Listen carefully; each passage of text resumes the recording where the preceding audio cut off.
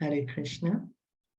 Jaya Jaya Shri Chaitanya Jaya Nityananda Jaya Advaita Chandra Jaya Gaura Bhakta Vrinda Jaya Jaya Shri Chaitanya Jaya Nityananda Jaya Advaita Chandra Jaya Gaura Bhakta Vrinda Jaya Jaya Shri Chaitanya Jaya Nityananda Jaya Advaita Chandra Jaya Gaura Bhakta Vrinda.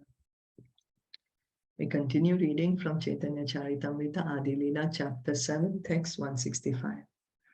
Nityananda Gosai Pathaila Gaura Deshe Tinho Bhakti Pracharila Ashesha Visheshe. As Rupa Goswami and Sanatan Goswami was sent toward Mathura, so Nityananda Prabhu was sent to Bengal to preach extensively the cult of Chaitanya Mahaprabhu. The name of Lord Nityananda is very famous in Bengal. Of course, anyone who knows Lord Nityananda knows Sri Chaitanya Mahaprabhu also. But there are some misguided devotees who stress the importance of Lord Nityananda more than that of Sri Chaitanya Mahaprabhu. So Lord Nityananda, he is Lord Balaram, and Lord Chaitanya is Lord Krishna. Lord Chaitanya, he asked Lord Nityananda to go to Bengal to give Krishna consciousness to the people living there. But some people, they misunderstand the position of Lord Nityananda and the position of Lord Chaitanya, and that is not good. So neither Lord Nityananda should be given more importance than Lord Chaitanya, nor should Sri Chaitanya Mahaprabhu be stressed more than Lord Nityananda. The author of the Caitanya Caritamta, Krishna Das Kaviraj Goswami, left his home because of his brothers, stressing the importance of Sri Chaitanya Mahaprabhu over that of Nityananda Prabhu. Actually, one should offer respect to the Panchatattva, which without such foolish discrimination, not considering Nityananda Prabhu to be greater, Chaitanya Mahaprabhu to be greater, or Advaita Prabhu to be greater. The respect should be equally offered equally. Shri Krishna Chaitanya, Prabhu Nityananda, Shri Advaita Gadadha, Shri Vasadi Gaura Bhakta Vrinda. All devotees of Lord Chaitanya or Nityananda are worshipable persons. So Panchatattva is respected that way. Lord Chaitanya, Lord Nityananda, Lord Advaita, Gadadhar Pandit, and Srivasacharya. We say Jai Shri Krishna Chaitanya Prabhu Nityananda Shri Advaita Gadadhar Shri Vasadi Gaura Bhakta Vrinda. So they are given equal importance. The author of this Caitanya Caritamrita is Krishnadas Kaviraj Goswami. And his brother, he would say, yes, Lord Chaitanya is Krishna, but he did not have faith in Lord Nityananda. And because of him offending Lord Nityananda, Krishnadas Kaviraj Goswami left the home. Because Krishnadas Kaviraj Goswami understands the position of Lord Nityananda. Lord Nityananda is Balaramji. He's God himself also, the first expansion. And he understands Lord Nityananda to be the original Guru.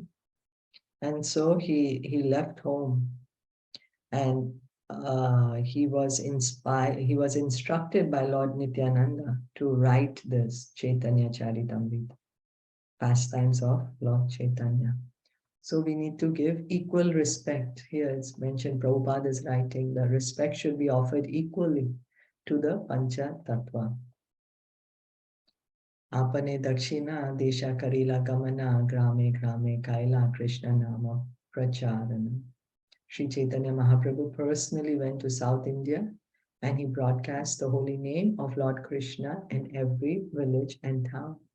So after Lord Chaitanya took sannyas, for 6 years he traveled to South India.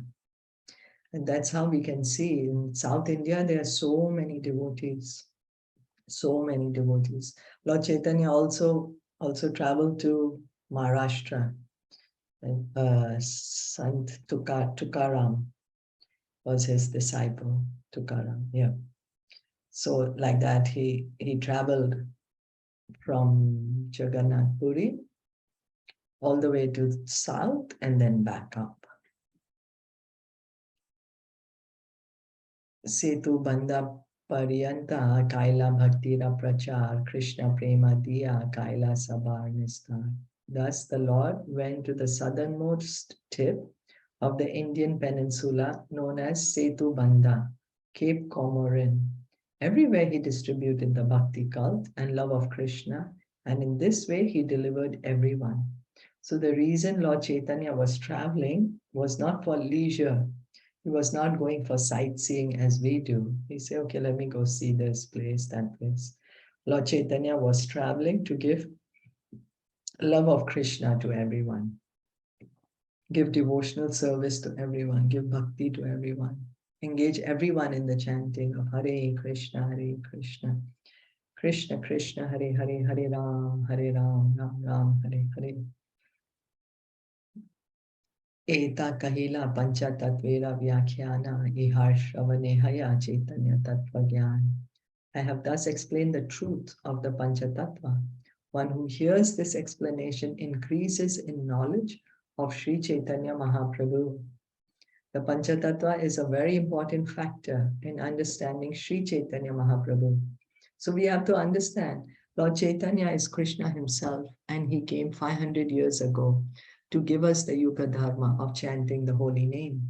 It is by the mercy of Lord Chaitanya that we are able to chant the holy name, to hear about Krishna, to try and become devotees of Krishna. All this is happening by the mercy of Lord Chaitanya.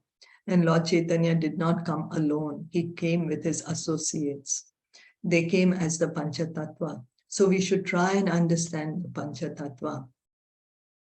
And by understanding the Pancha Tattva, we will be able to understand the position of Lord Chaitanya.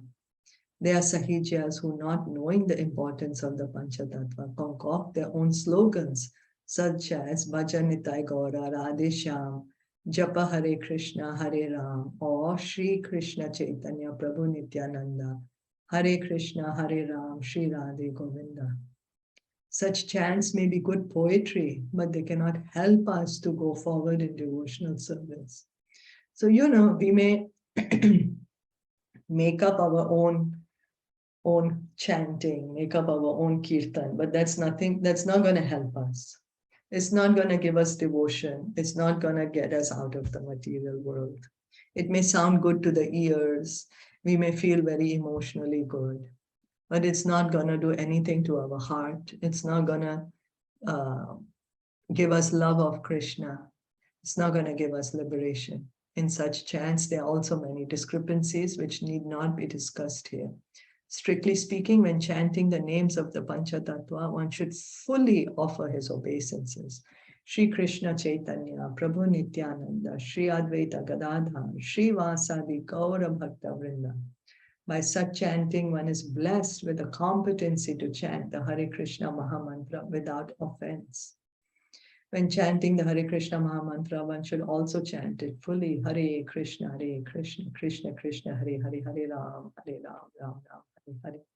So before chanting the Hare Krishna mantra, we chant the Pancha Tattva mantra. Because the Pancha Tattva, they don't take any offense. The Hare Krishna mantra, there are 10 offenses to chanting the holy name. There are no offenses to chanting the Pancha Tattva mantra. So we chant the Pancha Tattva mantra before we chant the Hare Krishna to make us, to allow us to chant the Hare Krishna mantra without offenses. Because we need to come to that stage of chanting offenselessly. We should at least endeavor. We may not be able to chant offenselessly, but we need to endeavor at least to chant offenselessly. And Krishna notices that. He sees our endeavor. Krishna sees our endeavor. So Prabhupada would give the story. He would say that of the small little bird, the little bird whose eggs were swept away by the ocean. And she was so distraught that what was she doing? She, by her tiny beak, she was taking one drop of water. And then the ocean started laughing. What are you doing? I'm trying to dry you up. Oh, ocean was laughing. So, you think you can do that? Have you seen your size? Have you seen my size? But that did not deter the sparrow, the birdie. She continued and she attracted the attention of Garuda. Garuda said, "What happened, my dear sister? What are you doing?" "Oh, the ocean has taken away my babies. I'm going to dry up the ocean." And Garuda, seeing her sincerity, told the ocean, "You better give her her babies, otherwise I will drink you up." And Garuda has the capability to do it. The ocean realized and returned the babies to the bird. So this is what, because of the sincerity, the determination, we can attract the mercy of Lord Krishna, of his pure devotees. So one should not foolishly adopt any of the slogans concocted by imaginative devotees. You see, what we are chanting is all authorized. It's not made up. It's not that somebody just thought one day, "Oh, sounds good, let us chant like this." No, it is all according to the scriptures. It's authorized, and that's how it can take us back to Godhead. So, and we should not also indulge in any of the made up things, imagined chanting or concocted chanting. We should not indulge in that. Why? Because it's just gonna do no benefit to us. If one actually wants to derive the effects of chanting, one must strictly follow the great acharyas. This is confirmed in the Mahabharata. Mahajano yena gata sapantaha. The real path of progress is that which is traversed by great acharyas and authorities. So we do not need to imagine any new mantras. We do not need to concoct any new things. We simply have to follow in the footsteps of the previous acharyas. The previous acharyas have done this, so I'm going to follow in their footsteps. They have given us the formula. We simply have to follow it. Continue chanting and hearing. Okay. So we'll stop here for today. Are there any questions or comments?